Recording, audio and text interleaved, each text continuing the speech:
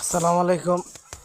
ওনারা যারা গরুর খামার করবেন, তারা যারা 5টা 6টা সিম্পল ছোট দেখে গরুর খামার করবেন, তারার জন্য এই খামারগুলা সবসময় একটা জিনিস খেয়াল রাখবেন, চারির হাইটগুলা থাকবে 23 ইঞ্চি বা 2 ফুট।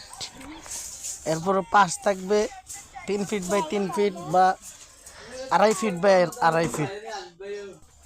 শাড়ির গভীরতা থাকবে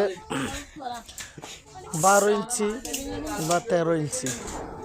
এভাবে খেয়াল রাখবেন গরুর যে খামারের যে ঢালাই, নিচের ফুলোর ঢালাইটা, ওটা দেখবেন ঢাল কীরকম।